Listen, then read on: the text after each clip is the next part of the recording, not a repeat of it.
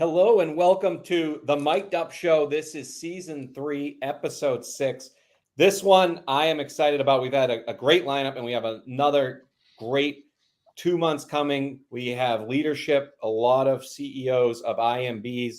And then in September, we have just for you, Michael Zhao, we have it going to be secondary month because, and we'll get into it, but I actually predicted, and I'll tell you why later, that September was going to be the month of the cut. And it goes to show with no, with throwing a dart at the wall and a little bit of gut is just as powerful as working for CNBC. But since that seems to be the month they are going to cut, and I said that back in December, and I'll tell why, remind me why later. But because that seems to be the month, we're going to have a lot of secondary people lined up. But we were fortunate enough, and I am so excited for our guest today, Dane. But before we start, anybody who wants that's listening to us now on Live Nation, Spotify, Google Play, Apple Podcast, Amazon Podcast, if you're listening to us on our YouTube station, we are one of the few shows that allows guests, longtime listeners, become first-time callers and really comment on our live show, which it is now, 2 p.m. Eastern and, of course, and 11 a.m. Pacific in sunny San Diego. So there you go. So here we are live. You're welcome to comment. We'll be reading the comments if any come. We're always encouraging it. But today we have Dane Ehring, who has one of the most fascinating backgrounds in mortgage. And we rarely actually say to a person on this show, which is very unique, like, tell us about yourself and what do you do and where you come from. We usually just hit the ground running and get right into it, which is interesting. But Dane has an astrophysicist background, right? So I believe you're going to hear a lot of takes from somebody that very few people are. I think that's what stands out to me about that. Number two, he worked for Steve Jobs. So as people know, I created the mobile app space in mortgage. And I worked from the borrower, just like Steve Jobs, watched all that, right? Like borrow and work your way back to the technology. Ended up not winning out because the real customer ended up being the loan officer, which makes this a wacky space we are in, but we're going to talk about it.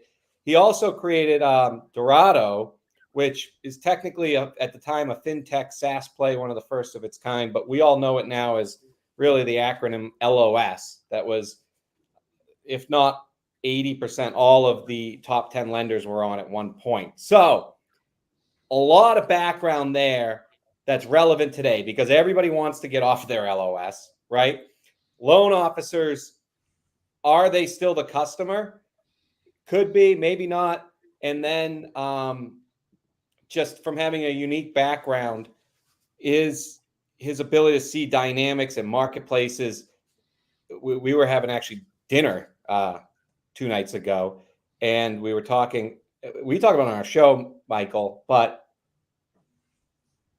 the NAR settlement coming up here on August 17th, like nobody's talking about it. So I thought it would be kind of cool to ask you the question, Dane, and maybe you can take both sides. You don't have to reveal what side you're on, but introduce yourself, say hello, but then clearly segue in how big of a thing is this NAR settlement going to be to marketplaces and ecosystems?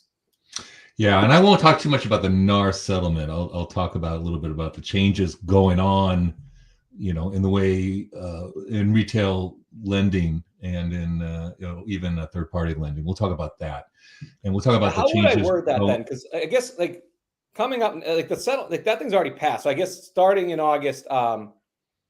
Just rules, there's certain rules that need to change. Is that a better way to say it? I mean, the way you buy and sell things is always changed. It changes every day. The way I buy a book has changed, and what forces that change are all kinds of things, right? So it could be just good luck. So, but it is changing. The way somebody buys a house right now, and the way that is going to change, and I don't think that's probably done. But let me give you a little bit of my background. You already kind of stole my thunder on that, but how I got it would be like, it was sometimes I remember. About 5 years ago, I was wondering how the heck I got here.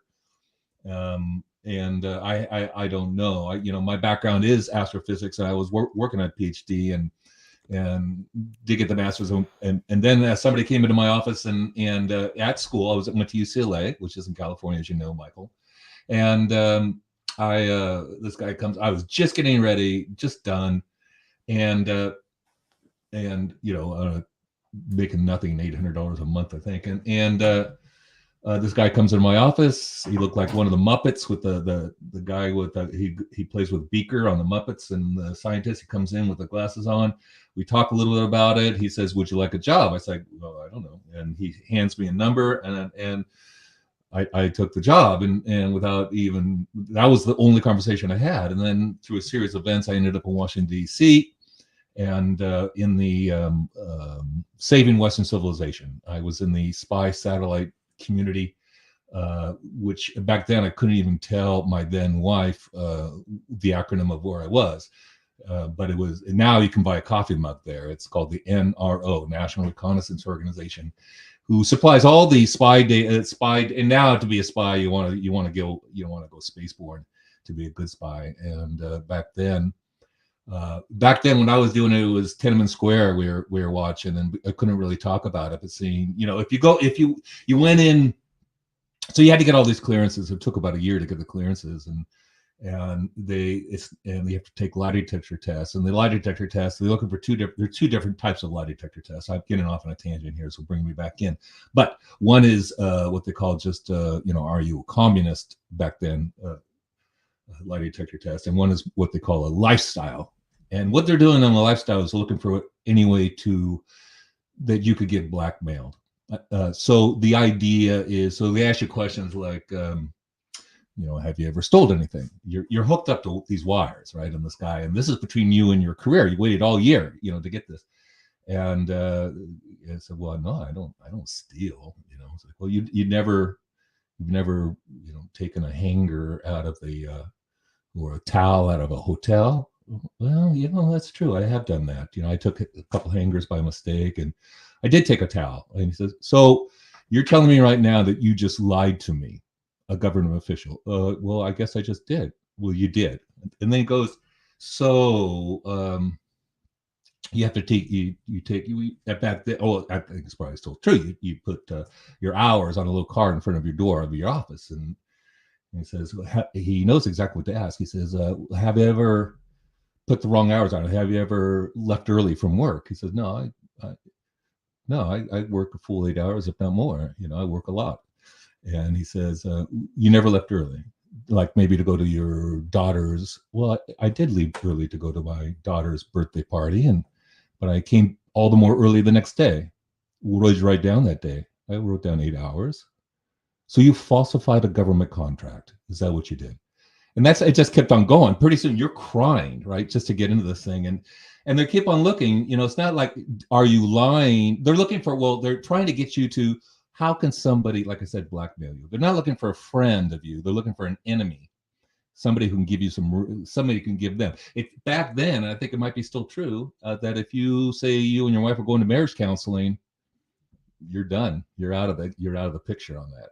So it's very interesting then. And so I got into there, and then we were building, there was 3,000 people over there. The internet was just getting out, the web, and most people were just using their PCs on their desktops to do email back and forth, and they wanted to do something better. They wanted to share data all over the world. And so we put together the very first, I think, government internet. It was a closed internet. We went back and forth to DARPA. We went back and forth to MIT. And then you needed a Unix box, and the only Unix box out there were HP, Sun, Microsystems. You remember those names, and then also, and then Steve got kicked out of Apple, as you remember. He started a company called Next Computers, and the operating system, which is on the Apple, the current Mac now, came out of CMU, and it was a Unix, and that's what you needed. And a user could actually, you could actually use, just like the Mac, you could use this machine where you couldn't use the HPs and the Suns. You had to know what you're doing. You had to be an engineer to do that, and these people weren't engineers. So we bought 40,000 of those things and deployed them all over the world over this internet. You could walk anywhere you wanted to, and there's your desktop. It just blew everybody's mind. We were very widely successful. Deployed it, stay around, and then Steve recruited me, and I ended up working for him. That took me to Silicon Valley. who was the target customer? If there's only 40,000 of them, is that government or is that just really wealthy or? No, so I wasn't, because I was the lead architect on this thing. I was very young. I couldn't even shave really. And I think my suit cost me about $30, at Sims, and when I met Steve, but at the same time I would get, so the way it works is you get there's a 1-page security report, 1 page that goes, which is that day security threats. And it would go to us first, a selected, because we wanted to, we had to prepare, and then went to the vice president, and then goes to the president, right? And you needed to anticipate what the president might say. It's like, I want you to, by looking over, for example, Tiananmen Square, what's going on over in China. So we had to start looking at that and prepare. Start knowing, because it'd take us 2 or 3 hours to get the satellite over there. And that was, so it was really national security. The customers, so the customers were, freedom, democracy. I don't know. Yeah, that was the customer. But and everybody, I mean, and then there's obviously treaties and stuff like that. And back then also it was an act of war to take down a satellite. It was an act of war because telemetry, you couldn't encrypt it fast enough, because just you're taking beam up and down to a satellite. So it was just an act of war if you manipulated through telemetry, your adversary's satellite, anybody's satellite back then. Now there's satellites all over the place, but this is back in the day. And then so Steve came out with this next computer, and he called it interpersonal computing, from personal computing. So he saw the power of the wide area network and kind of capitalized that. Back then, people were really using the internet as they are right now. Like I said, I really do think we're the first commercial internet, not commercial, government internet, and I don't think there was a commercial internet then. So I'm very proud of that. And then then I worked for Steve, and had a software company. That company got bought by Eric Schmidt over at Sun Microsoft. Eric was he was in charge, but they just came out with Java. So again, I'm continuing this internet life, and I went from more the architect technology side, science side. I went to sales and marketing side, and there I did market development, sales development for Java that we see all over the place. And there you were trying to get into the enterprises, and we saw the value of it. And so it was our job to make it ubiquitous. So again, we did. And my focus was on telco and financial services. And that's how I got here, because our big customers then were customers on the trading floor, customers, Fannie Mae was a customer. And so we went there. Fannie Mae was a big customer over at Next Computers as well. And so that's introduced me to the market. And I saw the opportunity for using the internet and the web to distribute. What I saw it was that everybody was taking a file folder with a lot of Post-it notes and moving them from desk to desk to desk. So a processor does one function. I always look at credit scores. I always do this, I always do that. And so they take this workflow. The workflow is just somebody walking it from a desk and taking another manila folder, walking to the desk, go over to Wells Fargo, those boxes of manila folders. So I saw the opportunity to. What year is this now? 93, I want to say. Okay. Because I heard a big innovation back then, around this time that you're talking, transformational innovation, was credit reporting agencies would actually have a small slope, and I won't make any slope roof jokes right now, but had a small slope, and they would have men or women with roller skates on, and that's how they became more efficient, because they would roller skate around and grab these credit reports quickly and be able to mail it. So I think computer innovation wasn't the big piece right around the early 90s, but you needed credit to get a loan. So continue.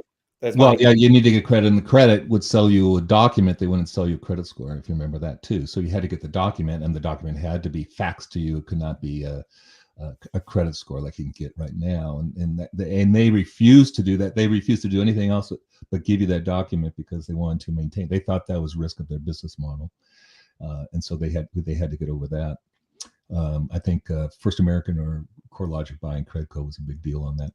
But anyhow, so there was a lot. It was it was a lot of friction in the market. The friction's still here, and that friction was mostly just paper and brick and mortar friction. So it was kind of your classic friction, and that's when the book Customers.com came out, and they tried to come up with banks that were going to be just web only, etc. Wingspan was a bank. The banks kind of failed on that, but we were going gangbusters and more customers. But that back then was about maybe 5-10%, just starting to get customers on the internet, putting their application on the internet. And also, what was interesting that we found was customers are more willing to share information. They like the anonymity of not being there in person to talk to a loan officer and, hey, what's wrong with your credit, or where'd this number go? Look at your bank statement there. You bought too much wine. You know what I'm saying. I don't know. I don't want to. But so they like that. So they like being online. But then that application just went to to a loan officer. And so we had, at one point, we had about 40% of, because the market was very consolidated. We had about 40% of all the transactions on our. It was us and LMA, and LMA came from the brokers top bottoms up, and we had all the big name brands, which I don't have their approval to say, but we had 10 of the top 10 back then. Wow. Yeah, that's how I got here. I can't even balance my checkbook, but I got here. So last year, my services really introducing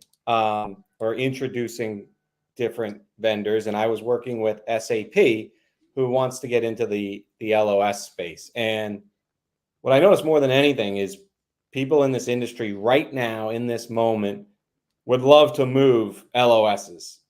Won't speak about from where to where, even though on the show I have no problem doing it. But for the sake of maybe getting a better answer from you, I won't mention any names.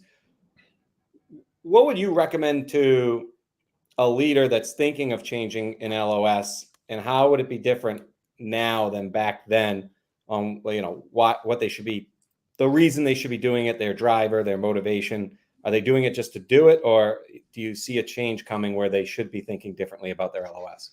Well, I mean, there's so many things to say, and I don't know. I can't see my audience, right? Their eyes, so I don't know which is going to work, which is not. I will clip it up. So some great sound bites, that we can send out to leaders. I will say a lot of things are still the same. So in our space, it's not like you're going to buy a car, not like you're going to buy a TV, where the design pattern of that particular thing you're buying is well established in the market. The concept of a loan processing system does not exist. It's something different for every single person. And so to buy something, to think you're going to buy something that is tried and true and what they call hardened, you got to be very careful. And I know about 10 new loan companies that are starting new loan processing systems, and so you got to know really what you're trying to solve, right? And just be careful. And if I had an existing loan processing system, the first thing I would do is try to carve as much out, keep that there, and carve as much as I could out into other things. For example, pricing is a clear opportunity for that, because pricing should be single and centralized, not into a loan processing system. And there's other opportunities as well. Obviously, for example, most people use a loan processing system, and you had to use the direct-to-consumer interface of that loan processing system. You don't have to do that anymore. So you can cleave that off, and then you can cleave off your integration layer, and you can cleave off your underwriting system, your automated underwriting system, and then other things are just web services. So you're going to go get your get your credit scores, and you get this, and pretty soon it's just a small it does case management, and it does, what does it do? It does compliance. Those are the two things it really does. But replacing your system of record is a big deal, right? And so you need to plan around that, and it's not for the faint of heart. So the best thing to do is try to avoid replacing your system of record, or gently move from one system of record to another one. That's the key. You have a system of record, what the technology on top of it, whatever the software product you're using, doesn't really matter. And then you have all these key aspects, these key services that you need to drive in. And then when you're doing that, you also need to make sure and be, watch me and make sure I don't overstay a particular question. But you have to watch you have to make sure you have guaranteed delivery on some of those services you provide. For example, what happens if the credit company that you're getting your credit scores from goes down for 3 days? Your host as a business, right? You have to think about, where's my backup? What's my backup? What are the SLAs? You got to think about, you're thinking now in terms of what are my SLAs and what is my mean time of failure for all these services. And there's a lot of services that go into making a loan. It's a very distributed process that people have tried to do inside their own firewall, and it didn't work. It was just a very natural transition into what they call back then web services, but a distributed manufacturing process is really what it is. That's outstanding. I don't know, Mike, if you have a question. I did actually. I'm having some tech issues here, by the way. So let me know if I'm having issues. If you have issues hearing, but You sound great. As we talk, sorry. You sound great. Anyway, thank you. So as we're talking about the loan origination system, and if the LOS is the vehicle, then sometimes it's the parts that are the issues. You know, we talk about like credit reporting or credit companies. You know, whether it's well, without leaving the names out, you know, there's lots of vendors that are out there that are providing credit services to an LOS. So then, does it make a difference on the vendors that you're using that are going through the LOS, so that maybe it's not the LOS at all, maybe it's the vendors that you're using and the ancillary services that come in between? So is the problem the vendors, or is the problem the LOS? The problem, there's a lot of problems. These lenders come from different backgrounds, and some of them are dinosaurs, some of them are new and up and coming, right? And something that has, I'll give an example that has nothing to do about the service they provide, but I had one very large customer that was losing, let's use the number $20 million a year just in the difference between trying to bill for that service, and they couldn't get an accurate accounting of how many services that my loan officers asked for and how many did I really order, and the number was always wrong, and they couldn't reconcile that. So just even the order management of that vendor was very difficult for them, and with huge business outcome, independent of your manufacturing process, if that makes sense.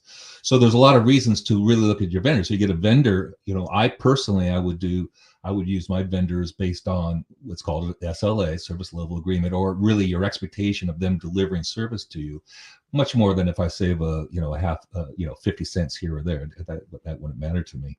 And so service providers I can trust, and then I have to think about where are my backup, and then everything else would be a backup for that. And now the loan processing system, where the loan processing system is going to go down, is on the problem is going to be on scalability, and just bugs with the rule. A lot of workflow, a lot of these loan processing systems are workflow systems that are rules driven, and those rules, it's very I haven't seen a lot of anything really new, but there is a couple new, and I'm not going to call one out versus the other. You guys are being careful not to do the same thing. I'm not pitching anybody, but you get to an end to your system key, and then you try to look at those rules. As you don't want to put too much intelligence into the rules, because taking them back out when a rule changes is almost impossible. And as we know, in a highly regulated market, those rules change all the time. And so you need to really think about the rules that's driving my workflow. I need to go get yet one more document.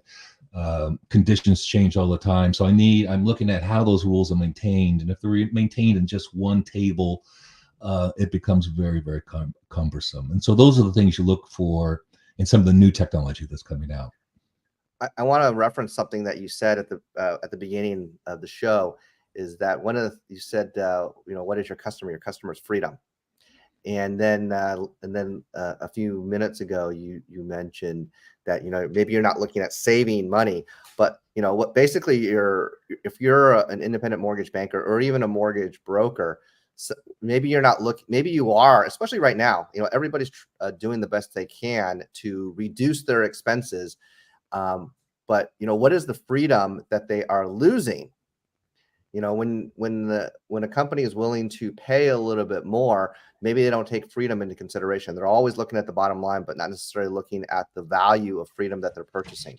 So, you know, what do you think is the freedom that they would be looking for in security, not just in efficiency, but security in the services that they have? What are certain questions that an owner of a broker or a banker should be asking themselves so they can buy that freedom for their company? Okay, well, I do have an answer to that. So we used to, when I entered this market a while ago, not to age me, but a while ago, we used to call them borrowers, kind of like your brother-in-law who wanted a couple $100, right? He's going to give you that money back, and which we kind of, you know, borrowers are very disparaging, and we treated them like borrowers now. And the huge thing in anything that you're doing in business, I don't care what it is, anything now, the focus is on the consumer. And if you're not consumer focused, if you're focused on your manufacturing costs, then you are 1980s dinosaur. You should not be doing this. You should not be doing business. You go work for government. You go find a, you know, I'm sure there's driver's license departments that could really use those type of people. But the people that are really customer focused, that want that customer to be the happiest, you cannot. There's a great book by George Sewell. He was a Cadillac dealer out here, and he looked at that Cadillac, the person coming in for a $20,000 Cadillac, and he looked at that customer as $1 million over the lifespan of that customer. And he has this book called Customers to Life. Everybody should read that book, because if you look at it not as a transaction, the customer, but as an annuity, no matter what, an annuity, then that's how you build your personal wealth. And it wouldn't matter. I'll give an example, one example from the book that I remember. And I read that book about 20, 30 years ago, and I can still recite this story I'm going to tell you, that a customer came in, bought a Cadillac, came back a couple months and said, "Hey, the trunk smells." Opened the trunk. The guy went hunting and put some ducks in the trunk and forgot about him. So George Sewell gets it, his dealership gets the things, gets new carpet in the trunk, gets the smell out of that, gives the guy back, didn't charge him a cent. That guy's buying Cadillacs for his mother, ships them over there. He's buying Cadillacs for the entire family. That guy, that $20,000 transaction and that free service, that he wasn't thinking about what's the cost of this service. Sewell wasn't. And that turned into $1 million annuity stream, just that one customer. Right, and that one act, not looking at the cost of a toothpick, but look at the profit of boxes and boxes and boxes of toothpicks I'm going to sell over time, as an example. That's a great example too, because the process of buying a car around here, they have the commercial, "Shop us last, you'll love us." They even trademarked it, because you really don't have many options. Once they leave that dealership, rarely do they come back, right? So it's a full-scale sale process that takes about a day, because even when you buy it, they keep you in there, even if you want to get out of there. So that's it. Just like lending, we have all these vendors out there, but the actual process is 30, 60, 90 days. But loan officers are constantly relying, say, on their CRM to give monthly updates. Not very personalized usually, except, your data field variables. Maybe I know we're getting a little bit better with CRMs, but it used to be clean your gutters, which isn't very relevant to the personal touch like you're talking about here at the dealership. How you doing? How your kids? How's college? How's your birthday? Do you think that's all backwards now? Because because it is a transactional business, do you think the vendors that are not familiar with the mortgage industry come in with these solutions that just don't really match what the customer as a homeowner wants for interaction from their loan officer? Well, it's a complex transaction. There is a huge difference when we think about this transaction as being just a financial transaction. It's not. So there's a huge difference between getting a credit card and doing this. And you're talking about 2-3 orders of magnitude in terms of volume. So the CRM that you need, there's only how many million in this So there's 300, I don't know how many households. I think there's 80 million households, and how many transactions this year will be about 6 million, right? So, it's just 10% of those homeowners, or no, it's not even that. 5% of homeowners are changing hands at any one time. You don't need a very sophisticated CRM for that, right? What you need to do is if I think that now this is Dane thinks this, I'm not going to cite a book on this, that we're going to see a change, the same change that we saw in the travel industry, the same change we saw in the car industry, and the same change that is being forced on the real estate business, real estate brokerage. We're going to see that in the buying and selling of home residential loans as well. And that means that I think that transaction mentality is going to change to a concierge mentality, and that might even possibly or will affect the way we are thinking about that transaction. Do I think about motivating my loan officer as a transaction, as my transaction funnel? And I know a lot of lenders, a lot of CEOs, and they all look at it's all 80-20. 20% of the loan officers are doing 80% of the business. That's it. And if you want to hurt, they all compete. And if I can get 2 or 3 of those top 20 of loan officers from my competitor, I'll bring them over here and wine and dine them, and I'll get them over to my company. That goes back and forth. They all try. It's 20% to 80% of the business. That's what they think transaction. That means that other 80% of the business they're overpaying for. And I think people like this topic. And I think the travel agent is really relevant, not just for borrower experience, but there's only 6 airlines, let's say, maybe 7, 2 are budget. Southwest, you can't get on Google, so you have to actually search Southwest. But it doesn't take very long to know the landscape of how to know all the prices, and then you can go and try and get overlay VIP experiences from Expedia. Just like in lending, and Jeremy Potter talked about it, does it go to 3 layers? Jumbo lending, Fannie, Freddie, which is those airlines, right? And do you necessarily need a person like a travel agent to do the airlines or do Fannie, Freddie? And then down here you have unique niche products. Can you talk about when this first happened back in the travel agent days and Expedia first came out? Do you think the travel agents could have done anything leading up to it to prevent people from shopping the way they do?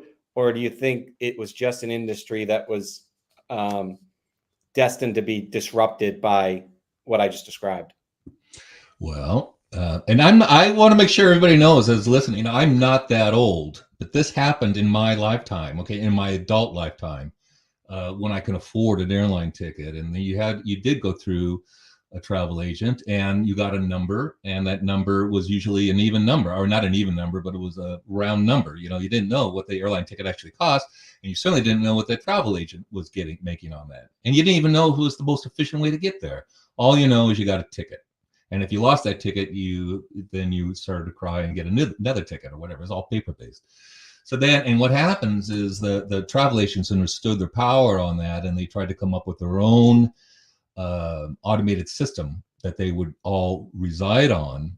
The travel agent system was called that. I forgot the name of it. And so the travel agents were already intermediating the airlines, and the airlines saw the risk of them consolidating, unionizing, if you will, on the same platform, that the airlines would be commoditized, right? So they came up with their own system, and that the airlines put in hundreds and hundreds of millions of dollars each, and they all came up with Sabre. And Sabre was that reservation system, still in there today, and they call that a global distribution system, which is kind of what we use here. So you can get a ticket anywhere, and it also manages the compensation anywhere. Okay. And then that's going on, but now Sabre became itself became the monster, because now they're getting disintermediated intermediated, I should say, by Sabre itself. So Sabre comes out with the Orbitz, comes out with this, and they're getting, once again, they're at risk of getting commoditized. And so this just happened this was just in the Wall Street Journal, say in the last 5-10 years. Where they competed against. So Sabre was competing against American Airlines, and because you were not, they didn't like you the ability for you to go directly to American Airlines and get a ticket, understand what the cost was.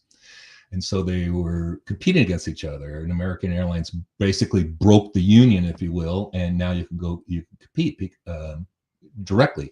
Now, why did American Airlines really what they wanted to do that? One, they wanted to have a better experience for the customer, great, and they wanted not to get intermediated, but they also wanted to have control of that consumer experience because they wanted to upsell other things like it's going to cost you luggage, or things I'll get you, would you like a hotel? They wanted to go up market, and that's why they won. And then the technology itself, with the internet and your access to information, that changed at the same time. So now everybody goes online to these sites and best executes themselves for what they can, when do they want to get there, how many legs they're willing to do, and do they have mileage, etc.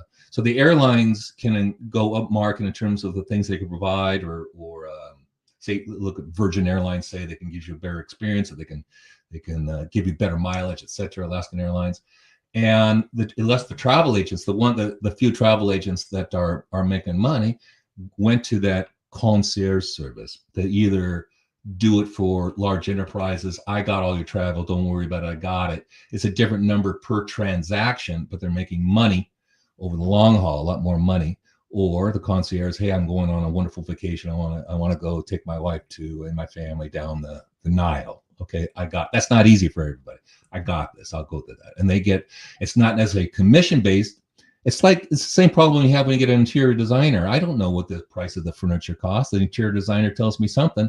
And I know they bought it wholesale. That is a dinosaur model that's going away. And it's going away. It has to go away in our market. There has been an asymmetry of information, meaning the person buying the house has no idea they just want the house. It's an emotional deal for them. It's the biggest purchase they'll ever make. It's how they're going to build their wealth. And they don't care about these things. They can't do it. You say the same thing in healthcare. Well, that asymmetry of information is going away. The consumer is getting much more information, and there's a lot of regulations to even push more of that information forward to the consumer. And so that's going to get very, very hard. So that transparency is going to create some changes in the way we sell loans, and that relation, and the way we sell and buy houses is changing as we look at it this summer. And so then the relationship between that loan officer and the buyer side realtor is certainly going to get stressed. I mean, that's not going to be a go-to way to get your leads for your applications. You're going to have to assume that they're going to come online, or the company you're working for is going to get leads some other way.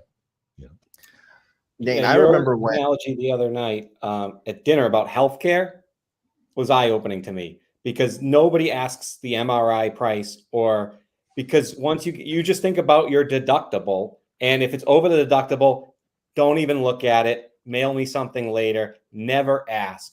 Yeah, don't even open up the mail. But it's what all of us do. Same thing for buyers. They really didn't ask, like, okay, as long as the seller's going, everybody else that's bidding on it's doing this way, sure, Tom, I'll sign it. Sure, Dane, I'll sign it.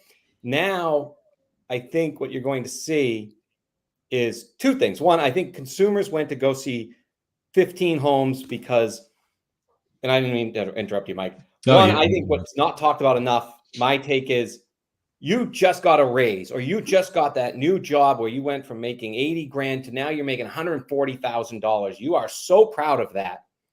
You go down and you get qualified. You are actually going to, and your real estate agent doesn't charge you anything more to go see houses. You want to show your wife, or opposite wife shows the husband, look, we're going to go see all 15 houses because I can, you're not saying it out loud, but it's like, because I can afford it now. I worked hard. I got that raise. Now something as little as, oh, honey, each showing $75 plus we need babysitters.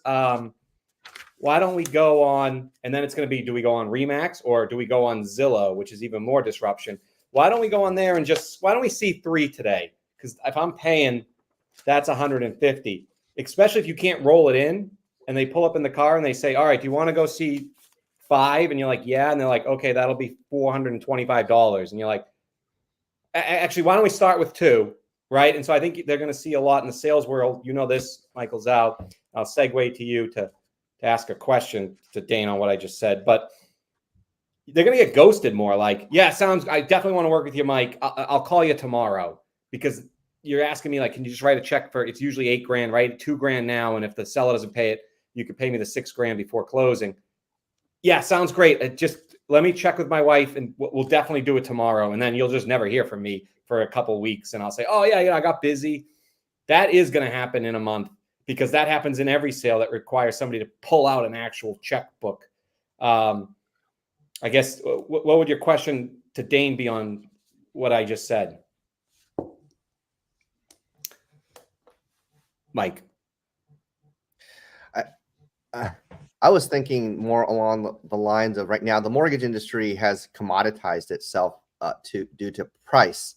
And one thing I appreciate, I mean, I remember the Sabre system actually in the late 80s. That ages me. And but I mean, in the airline industry, in the travel industry, you have first class, business class, and then coach.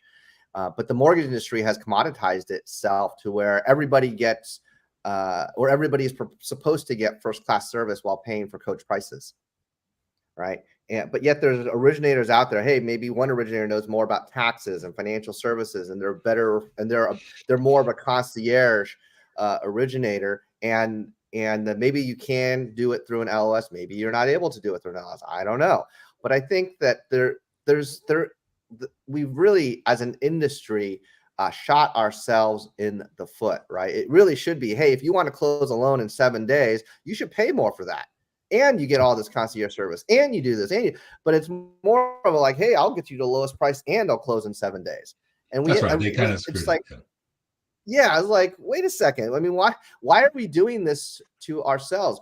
We're sending our processors and our doc drawers and our underwriters to rush, and we're taxing our systems more and more. Dane, I mean, you're getting a PhD in philosophy, and I know that I think that you're able to see what the forest through the trees.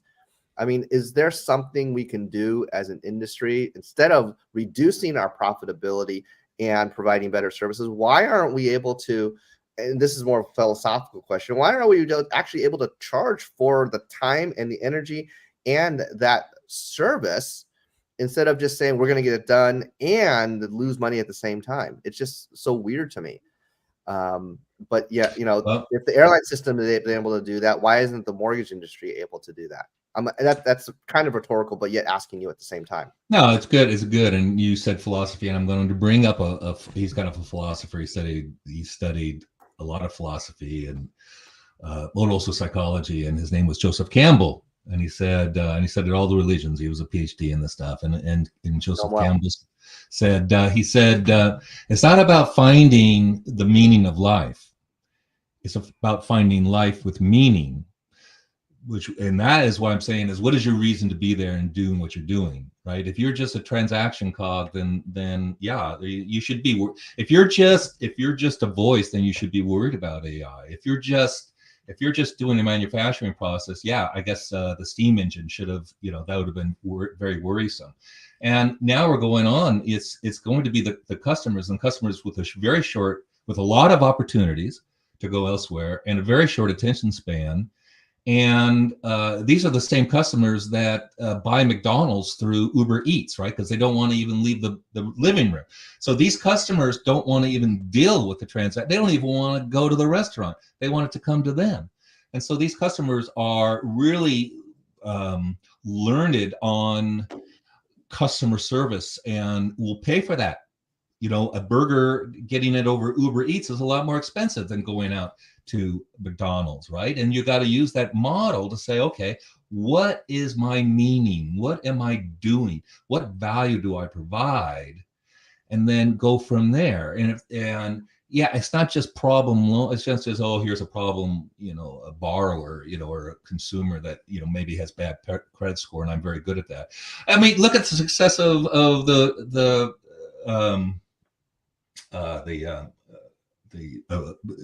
Hispanic real NRO, NH, Gary Acosta, Yeah, look at NAREP. Excuse me, it was on my tongue. And because they provide they provide a different value. They provide a value that you and I can't touch. I don't speak fluent Spanish, and even then, and I'm not saying that's just the one way to go, but what am I doing here?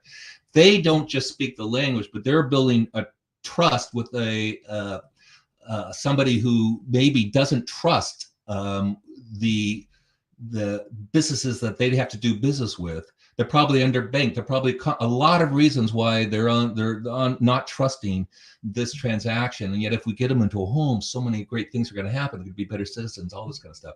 So these guys provide real value, and that's just on the real estate side. Okay, so now we talk about the lenders. Well, it is commoditized. It's always been commoditized, but the distribution is very hard. I used to go to a credit union to get a home loan, right? You didn't even care. It's just you go to credit union, and not that many people had a house. This is all post World War II stuff.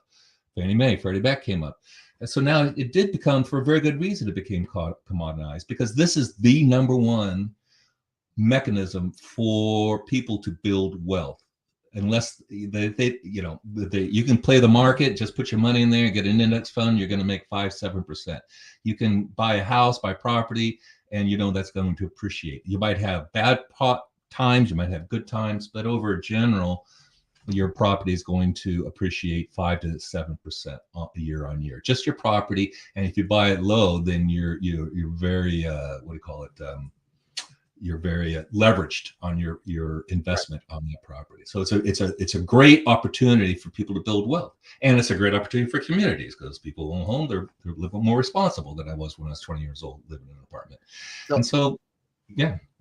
I'm going to ask you a chicken and the egg question. Joseph Campbell was a direct influence to George Lucas when he was getting ready to produce Star Wars.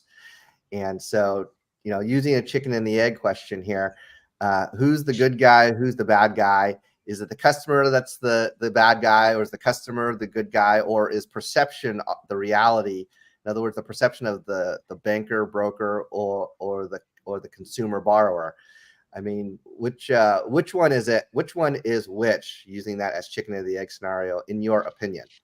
Well, my personal opinion, then I don't know if I'm answering your question, but I think that if I had, as a family of 4 and my kids, I had to put food on the table for my kids, and I'm only sitting on a little track house, and I had to go make money. And so the person who had that money that I need to go make it from is the hero to me, because I can provide some value to that person who has money, and I can take that money and then buy some food for my kids. That's the way I look at it personally.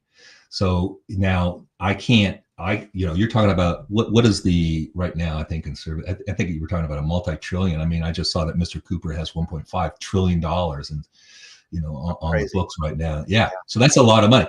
There's not enough money. If we just had to lend from banks, there's not enough money in those banks to actually do that. Right. So the fact that we can go buy houses and have trillions of dollars of liquidity, those people who are providing that liquidity are not the boogeyman. They're not the bad guys. They're providing liquidity, right? And the consumers are not the bad guys.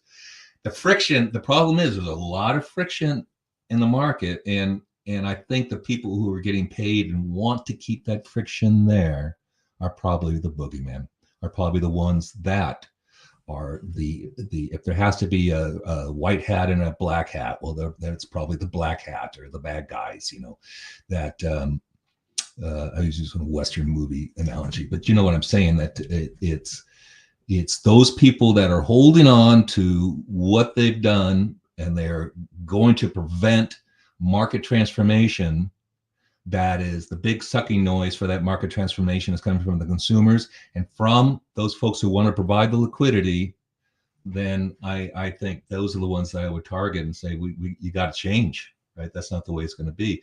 And it had to get forced in the real estate market. And I mean, when I say real estate market, real estate brokerage market, it had to get forced, and hopefully it doesn't have to get forced in our market. We can change ourselves. I love this market. Is a great market, and so it's providing a real. There's Rick Grant. I know Rick. Excuse me. God bless you. And he's right. New tools came out, but they went away because the new tools were built by the airline industry. And here's what's, you see that we talked about healthcare, and I think Michael brought it up. Well, the insurance companies did exactly what the travel agents were trying to do. They intermediated between the healthcare providers and the consumer. Back when I went to the doctors when I was a kid, my mom just paid the doctor, out of pocket. That was cash. You don't do that anymore. You pay the insurance company. I wonder if you added all the money you paid for insurance, or your company you paid for insurance, money could go to you as compensation over a lifespan, and how much money that the medical service provider got, all of them combined. I think obviously there'd be a big gap between that. And that gap is the money wasted because they got intermediated, right? And Michael and I over dinner thought about how many people are getting a commission on just the sale of a house, real estate, the realtor, of course, and the loan broker, but those are the person who sells title, the person who sells, mortgage insurance, keeps on going. The person who's trading makes a commission on that loan pool, right? It just keeps on going. There's a lot of commissions being based on this. There is, in that bubble, I think somebody looked at it and said, just as the price of homes keep rising. We got one final question with a nice segue for you, Dane, to thank you for coming on here. Rick Grant wrote, travel agents disappeared because new tools did a better job of serving buyers halfway or more through the buyer's journey. Agents and brokers work at the end of their typical consumer's home buying journey. Risky. How can they move their efforts to earlier in the journey? Can they? And while you're thinking of this answer, I just came from the AI Summit, and one of the biggest takeaways I heard from the UWM CIO, Jason, who was unbelievable, is now is the time to start over with your data. You have just bad data in, bad data out, years of data. Clean it up. Like, now is the time to clean up. There's AI out there. I say that because it's very consumer journey, top of funnel relevant. Can you answer this question while saying why bringing in, a group like you and other CIOs might be a better way to tackle these big Sure. Yeah. Picking a vendor and hoping they will solve something that hasn't been solved yet? Yeah. If I had a little boutique store in a strip mall, and I was selling baby clothes, infant clothes, and I was selling those baby clothes, and making whatever, $200,000 a year and I had employees, I would sell construction loans or residential construction loans, or even mortgages. And the reason I would do that is because that's a life event change, and because somebody's coming in because they're having a baby and they're trying to, or somebody that they know is going to have a baby. And usually those people have to buy a new home or put do a remodel or put another house, another room on there. And I would look at that transaction just like George Sewell would. And I would find opportunities to concierge around those big lifestyle events, life-changing events, those life events. That's where all the marketing is going right now, and you can do that yourself. So I think brokers, if they, again, what are you doing here? If you're helping these consumers out, then you're helping them out with what does that consumer buying baby clothes want? They want to have a baby. They just need more room. They just need formula. They need all these other things. All they really care about is the love and care for this child that's coming into their life. That's all they care about. Help them with that. Help them with that. That's what I say. Thank you, Dane. We appreciate you coming on. Any final thoughts, Mike? I actually have other questions, but we can go on an hour if I start asking, because they're going to go deep. Maybe another time. We'll do it another time then. Yeah. Well, go to www.mikedupshow.com to send this to your friends to listen. If you're watching on video, forward it to somebody. It's definitely great. And if you follow us on anything that sounds like Spotify or Google, YouTube, please subscribe. Really helps us get more sponsors so we can bring on more amazing guests and show them why this is the #1 weekly show where the audience can participate. And with that said, thank you, Rick Grant, for that question. And see you guys next Sunday on the podcast drop. And for those live, Thursday at 2 p.m. Eastern. And, of course, at 11 a.m. Pacific. Thank you, Dane. Yeah, thank you very much. Very nice meeting you, Michael Zhao. And or how do you spell your last name? How do you pronounce your last name? It's pronounced Zhao, Z-A-U. So, okay. And then Micah, I've known you for a little while, so very nice. I enjoyed myself in any time. That was wonderful. What we're going to do is we're going to just cut it. Now we just have to wait for these things to upload.